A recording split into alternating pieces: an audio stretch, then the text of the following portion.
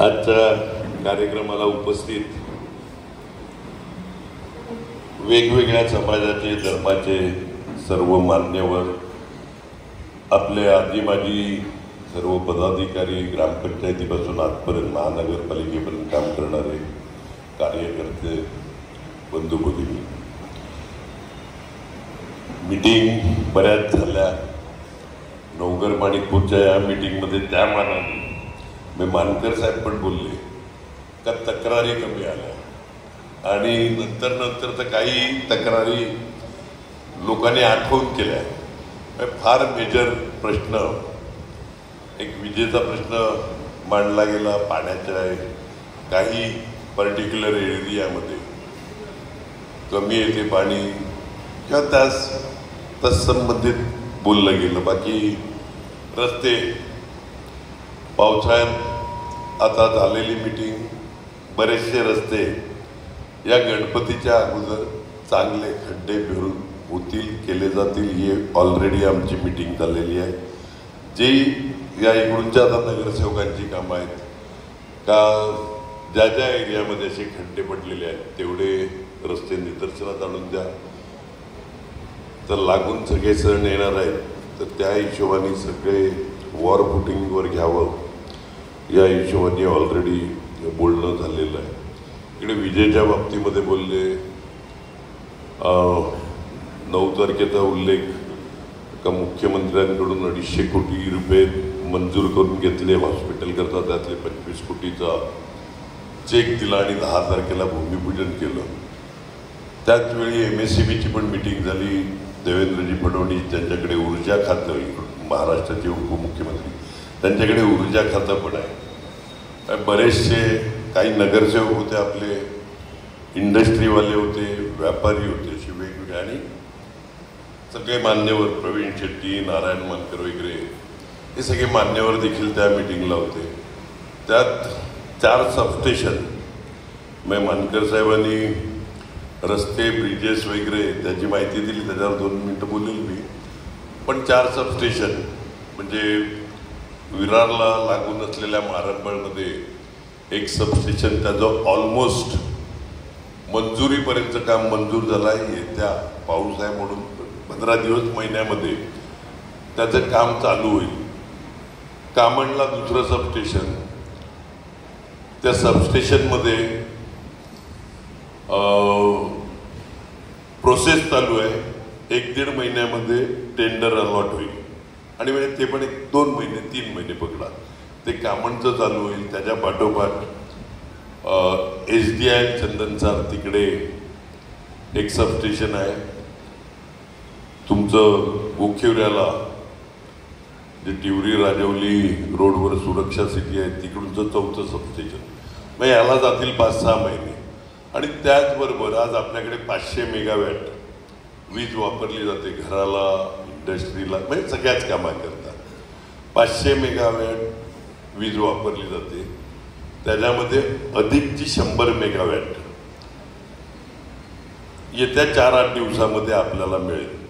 म्हणजे जी आजपर्यंत 500 मेगावॅट वीज वसईमध्ये डिस्ट्रीब्यूट व्हायची, त्याच्यात भर पडून 100 साधारणतः येत्या मेगावॅट, म्हणजे त्याचं चार्जिंगचं काम चालू आहे. त्याला पण ट्रान्सफॉर्मर बोलतात. ट्रान्सफॉर्मर आपल्या डोक्यामध्ये एकच असतो, आपल्या इकडे लागलेला, आपल्या बाजूला असलेला ट्रान्सफॉर्मर. पण तो हे चार्जिंगचं काम चालू आहे आणि येत्या 4-8 दिवसात 100 मेगावॅट आपल्या इकडे अधिकची वीज येईल. त्याचबरोबर आणखीन एक 15 दिवस महिना पकडा, दुसरा पदाचा ट्रान्सफॉर्मर आणि त्याच्यामुळे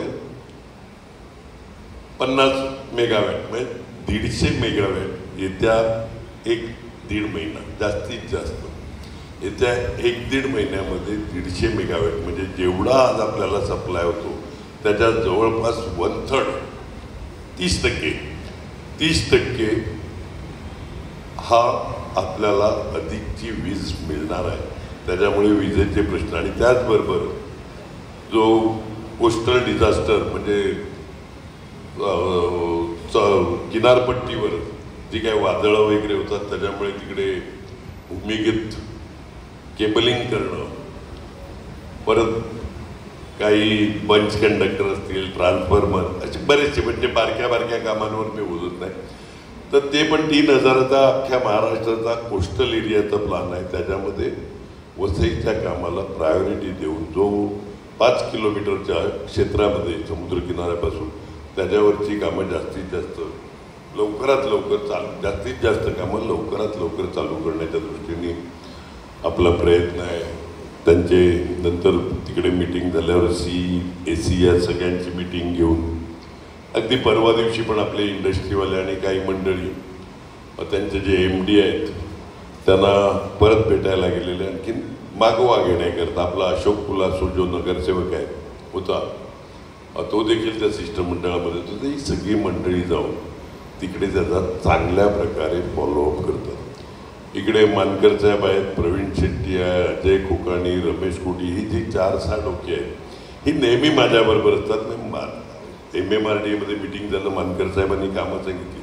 मानकर साहेब एक काम राहिलं आहे तुमचं का जे जायकाच्या मदतीने बँड्रा अंधेरी, अंधेरी बोरिवली, बोरिवली हे आणखीन वसई आणि अर्नाळापर्यंत जाणारा समुद्री तो रस्ता मुख्यमंत्री उपमुख्यमंत्री दोघांनीही सांगितलं का येत्या 1-2 महिन्यामध्ये टेंडर प्रोसेस होऊन जायकाच्या मदतीने म्हणजे जापनीज एक फायनान्शियल कंपनी आहे त्याच्या मदतीने होत असल्यामुळे पैशाची अडचण नाही. 5 वर्षामध्ये हा संपूर्ण रोड आपण पुरा करू या हिशोबाने मानकर साहेबांनी सांगितलेलं मारंबळ का चिखलडोंगरा टेंबी खोडावे, नारंगी टेंबी खोडावे, चिखलडोंगरा नाही नारंगी टेंबी खोडावे, त्या रस्त्याचं टेंडर ऑलरेडी निघालंय मानकर साहेब. फक्त त्याच्यामध्ये काहीतरी थोडंफार बदल होईल कारण का तो सिंगल लेनचा घेतलेला म्हणजे एक लेन जायला त्या साईडला सफाळा साईडला आणि एक लेन यायला. तर त्याच्याऐवजी आपण सांगितलं का किमान 2-2 लेन असले पाहिजेत. त्याच्यामुळे थोडाफार बदल होईल पण त्याचा ऑलरेडी टेंडर निघालेलं आहे. सफाळ्याहून पालघरला ज्या जातो तिकडूनच्या एका ब्रिजचं म्हणजे आपलं पाईपलाईनचं जे बारडोलीचं जी पाईपलाईन नगरपालिकेची आहे त्या ब्रिजवरून आपण आता जातो त्याला लागूनच मोठा ब्रिज त्याचं देखील टेंडर निघालेलं आहे. सातपाटी हे मुरबे, सातपाटी मुरबे अर्थात ते राजेश पाटीलच्या मतदारसंघातलं आहे. तर त्याचा देखील टेंडर हे ऑलरेडी निघालेलं आहे. आणि ह्यांच्याबरोबरच मानकर साहेबांनी विसरलेले समृद्धीपर्यंत मनोहर मस्तान नाक्यापासून समृद्धीपर्यंत तो MMRDAच्या ऐवजी PWD करणार आहे. तो पण कॉन्क्रीटचा रोड होणार आहे. सगळी कामं म्हणजे एक तर काही महानगरपालिकेने पूर्तता करायची आहे. ह्याच्यातली जी आपली कामं जे बोलले ना मानकर साहेब ती ब्रिजेसची कामं ऑलरेडी मुख्यमंत्र्यांकडे परत केले. काही आपण म्हणजे इकडे 7 ब्रिजेस बोलले ते ॲक्च्युली 12 ब्रिज होते. म्हणजे माणिकपूरला 2 होते तो आपण 1 केला का डायरेक्ट नेरीविला ते बाभोळ्यापर्यंत म्हणजे ह्याच्यात तोडून 2 होते. तर ते आपण एकत्र केले का दोन्ही एकत्र करा मग इकडून चढणार तिकडे उतरणार तिकडून चढणार त्यापेक्षा इकडूनच डायरेक्ट बाभोळ्यापर्यंत म्हणजे वसई वगैरेची जी काही गर्दी येते ती परत ब्रिजवरून मग खरं तर हा माणिकपूर रस्ता 90च्या अगोदर जे लोक राहत असतील त्यांना माहिती आहे. जर तो रस्ता आज असता मग आपण त्यावेळी वसई स्टेशनपासून माणिकपूर पर्यंतची दुकानं तोडून रस्ता वाढवला नसता तर आजच्यापेक्षा कितीतरी वाईट परिस्थिती. 90ला पहिल्यांदा आमदार झाल्यावर सगळ्यांच्या मदतीने आपण तो तोडला. व्यापाऱ्यांना पण विश्वासात घेतलं त्यांना वरती बांधायला किंवा काय ते सगळं सहकार्य केलं. पण त्यांच्या सहकार्यामुळे अतिशय चांगल्या प्रकारे तो करता येईल जास्तीत जास्त तो रस्ता रुंदीकरण त्यावेळी केला. मानकर साहेब हे सगळे ब्रिजेस वगैरे तुम्ही बोलले पर्यायी रस्ता काय आहे तोपर्यंत जिथपर्यंत ब्रिज होणार कारण का ब्रिजचं काम चालू झालं तर आहे त्याच्या 4 पट. म्हणजे DP मधले जे काय प्रस्तावित रोड आहेत ते तर काय आपण टेम्परवरीली लगेच केले नाही. ते पास होऊन काय उपयोग होईल असं मला वाटत नाही कारण का मग तो जे काय 1-2 वर्ष काम चालेल तिथपर्यंत लोकांच्या शिव्याश्रामच खात बसायला नाही. तर त्याच्यामुळे ते पण बघितलं पाहिजे. MSMEची सगळी कामं मी बोलला मानकर साहेबांनी बाकी MMRDAतून किंवा मुख्यमंत्र्यांकडून जी हॉस्पिटलचं म्हणजे ते हॉस्पिटल खरोखर मनाला समाधान वाटण्यासारखं आहे. त्याचबरोबर नानकर साहेब हे नवघर माणिकपूरचं PSC म्हणजे जेवढ्या PSC आहेत, ज्या प्रायमरी हेल्थ सेंटर आहेत, ती सगळी महानगरपालिकेच्या ताब्यात द्यायची आणि त्याच्याऐवजी आपण दुसऱ्या ठिकाणी त्यांना बांधून जायचं या प्रकारचं झालं आहे. म्हणजे नवघर माणिकपूरचं हे जरी आतोळ्याला असलं तरी अगदी गोखिवऱ्याला टच आहे. लक्षात आलं का? म्हणजे आतोळा म्हणजे एकदम सोपाऱ्यामध्ये आयशातलं नाही, वसईला पण तेवढंच जवळचं. आणि त्याचबरोबर हे नवघर माणिकपूरचं PSC देखील लवकरात लवकर म्हणजे येत्या 4-8 दिवसामध्ये 15 दिवसामध्ये आपल्या महानगरपालिका त्याच्यात काही बाबी आहेत, जिल्हा परिषदेच्या शाळा आहेत त्याच्या पण काही बाबी आहेत, नाममात्र भाडं ठरवणं वगैरे वगैरे वगैरे ह्या काही ज्या टर्म्स कंडिशन आहेत. पालकमंत्री आणि सगळ्यांबरोबर कलेक्टर 2-3 मिटिंग झाल्या आणि त्याच्यामध्ये शेवटी हा रस्ता निघालेला आहे का ज्या ज्या PSC आहेत त्या महानगरपालिकेच्या ताब्यात द्यायचं. म्हणजे इकडे नवघर माणिकपूरसारख्या चांगल्या ठिकाणी तुम्ही पाहिजे तेवढं म्हणजे बऱ्यापैकी मोठी जागा आहे कॉलेजला लागून असलेलं PSC, तर तिकडे आपण महापालिकेच्या माध्यमातून जेवढं मोठं हॉस्पिटल करू शकतो तेवढं मोठं निश्चितपणे नजीकच्या काळामध्ये करू. म्हणजे PSCचे पण जी काही वसई तालुक्यातलं असेल, विरारचं असेल, नालासोपाऱ्याचं असेल, वसईचं असेल,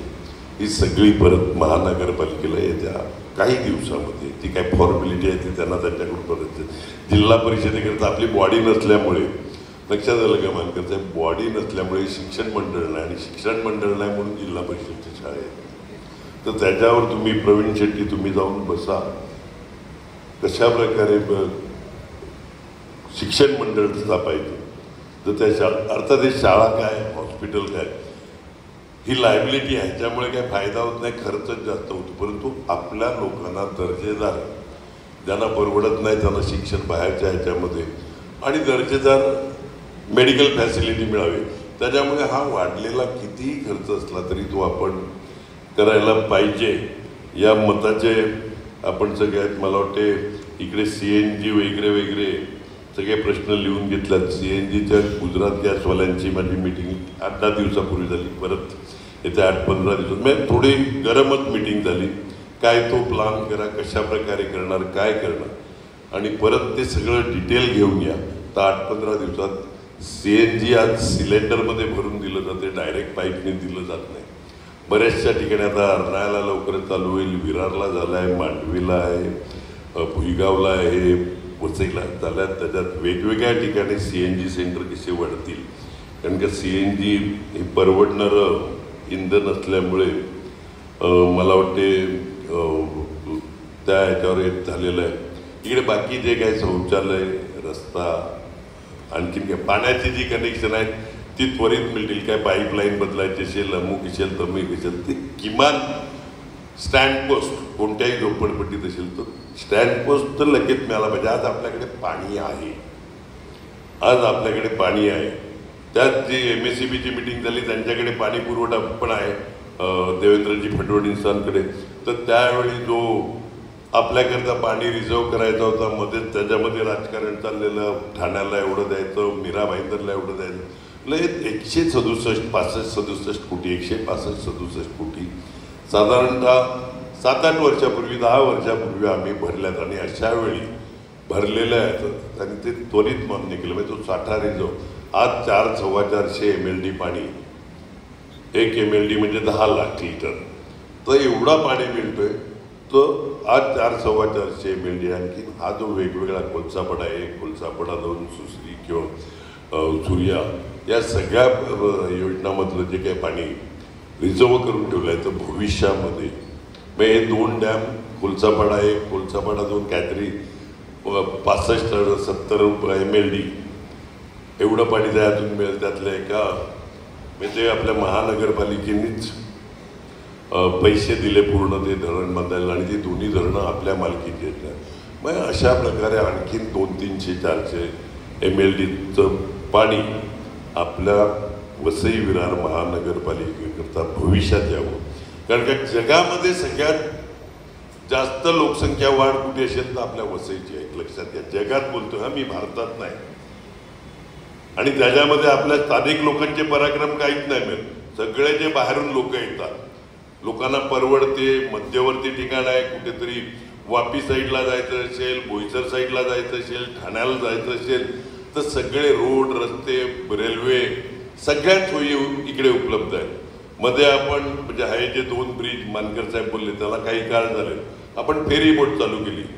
येत्या महिन्याभरामध्ये विरार सफाळा म्हणजे टेंबीकोडावे तिकडूनची देखील फेरी बोट चालू होईल का? आज किमान ट्रॅफिकच्या वेळी बऱ्यापैकी त्या फेरी बोटीचा वसईकरांना, वसई गाववाल्यांना जास्तीत जास्त फायदा होतो. आपला या नायगाव ब्रिजचा देखील जवळपास या परिसरातले लोक पण तिकडून जायला लागले जातात, बरोबर ना मान्य?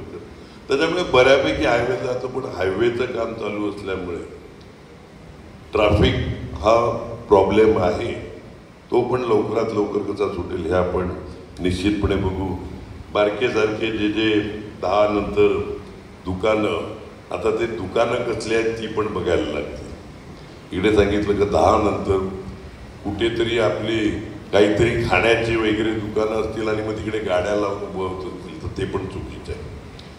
मग शेवटी व्यवसाय झाला पाहिजे, याच्या बाबतीमध्ये वाद असताना कामा नये, पण व्यवसायाबरोबर लोकांची गैरसोय होणार नाही हे देखील सगळ्यांनी बघणं कर्तव्य आहे. रिक्षाच्या बाबतीमध्ये इकडे बोलले, रिक्षावाल्यांना घेऊन बसा मानकर साहेब, आणि बसची इकडे मागणी झाली, सन सिटी वगैरे किंवा काही ठिकाणच्या बसची मागणी केली, कल्पकनी माहिती दिली का नवीन बसेस येतात वगैरे, तर त्या योग्य तो सर्वे करून आणि पॅसेंजर म्हणजे एकमेव अशी महानगरपालिका आहे का स्वतःची परिवहन सेवा चालवत असताना लॉस करत नाही. म्हणजे सगळ्या आपल्या बाजूची मीरा भाईंदर आहे, तिला जवळपास 40-50 कोटी, कल्याण डोंबिवली आहे तेवढा, ठाण्याला त्याच्यापेक्षा जास्त, एवढा कोटी रुपये लॉस असतो वर्षाचा. 40, 50, 100 या ह्याच्यात आकडे जातात. आणि त्यावेळी आपण प्रायव्हेटली करून भाव ST एवढाच ठेवू, म्हणजे तो कुठेही जास्त नाही, परंतु प्रायव्हेट केल्यामुळे एक चांगल्या प्रकारची बचत पैशाची महानगरपालिकेची आपल्याकडे झालेली आहे. नाही तर एवढा तो जो पैसा वाचलाय तो आपण अन्य कामाकरता वापरतो. आणि त्याच्यात सांगतो, परिवहनची खरोखर जिकडे आवश्यकता आहे, जिकडे पॅसेंजर मिळतील, लोकांनी पण सवय लावली पाहिजे ना. काय 2 मिनटं 5 मिनटं बस लेट असेल, 10 मिनटं थांबा ना जरा. तुम्ही पण बसनी फिरले तर ॲटोमॅटिक तो बसवालाच वाढवेल हो, ॲटोमॅटिक तो जो सेवा देतोय तोच वाढवेल. पण आपल्याला घाई एवढी असते, पण तर ती कुठेतरी आपण पण तेवढं कॉपरेशन करायला पाहिजे, आपण लोकांपर्यंत पोचायला पाहिजे. आपण म्हणजे याचा अर्थ लोकांपर्यंत आपण पोचलं पाहिजे. आणि शेवटच्या गाडीपर्यंत बस कशी चालू राहील लॉंग रूटची, आणि जास्तीत जास्त रिंग सर्व्हिस कशी करता येईल ह्या दृष्टीने पण आपण बघू. मला वाटते सगळ्यात प्रश्नाची उत्तरं झालं आहे. पाणी तुंबलं नाही वगैरे याच्या बाबतीमध्ये बोलले, खराब रस्त्याचं मी बोललो. उसीचा इकडे विषय काढला, तो उसी त्याने कागद पूर्ण करायच्यात बिल्डरनी, त्याच्यामुळे त्याच्यामध्ये काय अडचण असेल तुम्ही त्यांना घेऊन या, मदत करू आपण त्याच्यामध्ये. तिकडे रिडेव्हलपमेंटचं कोणतरी बोललं, रिडेव्हलपमेंटमध्ये मानकर साहेबांनी सांगितलं तुम्ही सगळे जे आजूबाजूचे बिल्डिंगवाले आहेत ते एक व्हा, तुम्हाला जर क्लस्टर जॉईन करायचं असेल म्हणजे एकत्र हे करायचं असेल आणि एकत्रित केलं चांगलं पण होईल, म्हणणं पण बरोबर आहे. पण त्याच्याकरता तुम्हाला अडवलं आहे कोणाला, त्यात काय अडचणी असतील काय असतील. कसं होते, एखादा कोणतरी हुशार असतो माणूस करतो, आम्हाला नाही करायचं मग अडवणूक होते. त्याच्यामुळे ही एकमेकाची समजून, कोणाचंही काही रिडेव्हलपमेंट करायचं असेल काय असेल तर ते तुम्ही बघा. इकडे रेल्वेचे प्रश्न, रेल्वेचे मागे देखील भरत आणखी नितीन आलेला, दोघंही आलेले. ही जी नोटीस आनंदनगरमध्ये आल्या इकडे त्यांनी क्लिअरिफिकेशन दिलं का अख्खा सर्वे नंबर 1 आहे म्हणून सगळ्याच बिल्डिंगला गेलं, त्यातला काही बिल्डिंगचा भाग हे होतोय. परत त्यांनी डीम कन्व्हेन्स किंवा म्हणजे आज 30-30, 40-40 वर्षाच्या बिल्डिंग आहेत आणि त्यांचा कन्व्हेन्स सोसायटी झाला आहे, कन्व्हेन्स नाही झाला. तर त्या डीन कन्व्हेन्स किंवा अन्य कोणत्या गोष्टीमध्ये असेल, एखादा कोणता तरी गार्डन प्लॉटमध्ये बिल्डिंग बांधलं असेल, तर त्या हिशोबाने त्याच्याकरता काय मार्ग काढता येईल, कसा काढता येईल ते आपण नक्की बघू. तुम्ही नितीन आणि भरत बरोबर कधीही या माझ्याकडे, संबंधित अधिकारी जे कोण असतील त्यांच्याशी आपण फोनवर बोलू, काय किंवा बोलवून घेऊ. तहसीलदार असेल, रजिस्ट्रार असेल, जो कोण असेल त्या सगळ्यांना आपण बोलू एकत्र. तुमच्या याला पण प्रश्न सुटेल. बाकी राजकारण करायला बरेच लोक येतील. राजकारण करायला, भडकवायला हे धंदे करणारे आपल्या इकडे बरेच लोक असतात. तर त्या चालायचं, ते चालते. 35 वर्ष बघतोय. तुमच्या सगळ्यांच्या शुभेच्छांकरता मनपूर्वक आभार. धन्यवाद. जय हिंद, जय महाराष्ट्र.